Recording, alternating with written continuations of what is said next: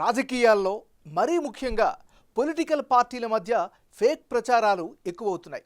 తెలుగు రాష్ట్రాల్లోనే ఈ పరిస్థితి ఎక్కువగా కనిపిస్తోంది.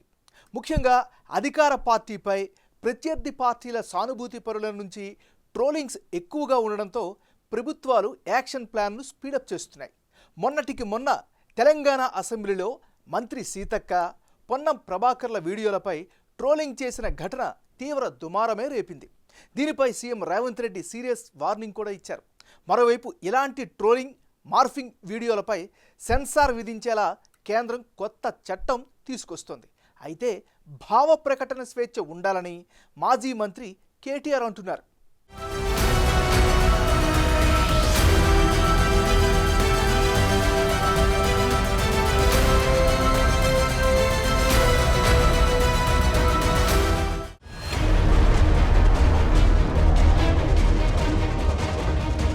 రాజకీయాలను రాజకీయంతోనే ఎదుర్కోవాలి. కానీ ఇప్పుడు మారిన రాజకీయాలు మాత్రం మరో రూట్లోకి వెళ్తున్నాయి.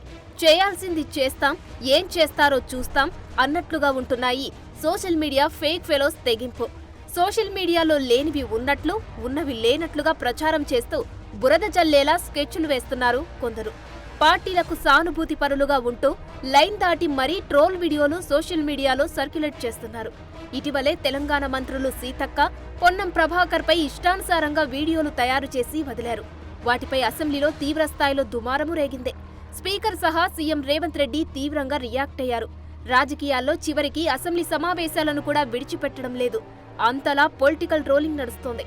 వీటిపై దర్యాప్తు చేయాలని ఇప్పటికే తెలంగాణ ప్రభుత్వం ఆదేశించింది. ఇది పొలిటికల్ గా జరుగుతోందా, మరేదైనా ఉందా అన్నది దర్యాప్తులో తేలబోతోంది.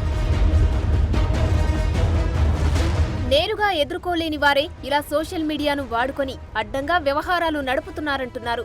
తెలంగాణ అసెంబ్లీలో మాత్రం అధికార పార్టీ మంత్రులు, సభ్యుల చుట్టూ మరింతగా క్యారెక్టర్ను కించపరిచేలా వ్యవహారాలు నడిచాయి. ఇకపై వీటిని ఉపేక్షించేదే లేదన్నారు తెలంగాణ సీఎం రేవంత్ రెడ్డి. ఇవాళ సీతక్క అక్కడ నించుంటే వెనకాల నుంచి ఒక సభ్యుడు వచ్చి ఇంకొక సభ్యుడితో మాట్లాడుతుంటే ఇవాళ టీఆర్ఎస్ నాయకులు సోషల్ మీడియాలో పెట్టిన మీమ్స్ చూస్తే మీరే ఆ వేదిక మీద నుంచి వచ్చి చెప్పు తీసుకొని కొడతారు అధ్యక్ష. వాళ్ళను చేత్తో కూడా కొట్టారు. ఒక ఆదివాసీ బిడ్డ, ఉద్యమాల నుంచి వచ్చిన బిడ్డ, పేదల కోసం కొట్లాడుతున్న సీతక్కను అవమానించే విధంగా ఇదేనా మీ నీతి, మీ జాతి?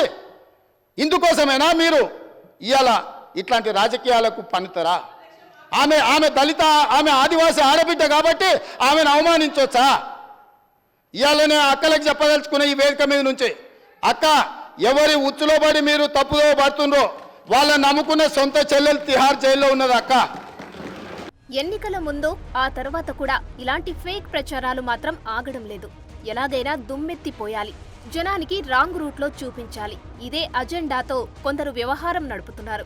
అయితే ఇకపై ఇలాంటి వాటికి చెక్ పెట్టేలా కేంద్రం కూడా త్వరలోనే ఓ బిల్లు తీసుకొచ్చే ప్రయత్నం చేస్తుంది.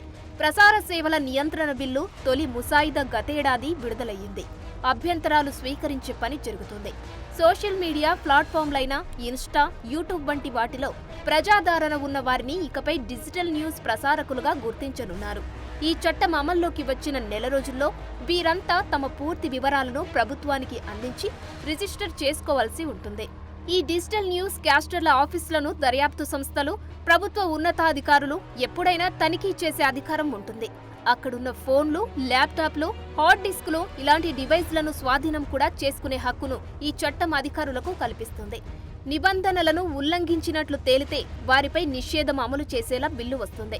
అటు మెటా, యూట్యూబ్, ఎక్స్ వంటి సోషల్ మీడియా కంపెనీలు కూడా కేంద్ర ప్రభుత్వం అడిగిన సమాచారాన్ని అందించాల్సి ఉంటుంది. సో అది మ్యాటర్. రాజకీయ ప్రత్యర్థులపై ఇష్టానుసారం కంటెంట్ క్రియేట్ చేయడం, అది కూడా ట్రోలింగ్ లాంటిదైతే ఇక కష్టకాలమే అంటున్నారు. అయితే కేంద్రం తెస్తున్న ఈ కొత్త బిల్లుపై కొందరు అభ్యంతరాలు వ్యక్తం చేస్తున్నారు. ప్రభుత్వానికి వ్యతిరేకంగా ఎవరినీ నోరు మెదపనివ్వకుండా చేసే కుట్ర జరుగుతోందన్న వాదనను వినిపిస్తున్న వారు ఉంటున్నారు. భావ ప్రకటన స్వేచ్ఛను హరించవద్దు అంటున్నారు.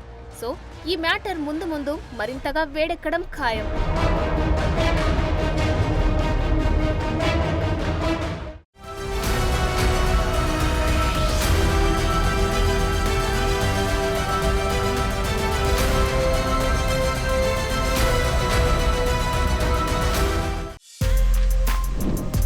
For more videos like this, Subscribe Big TV channel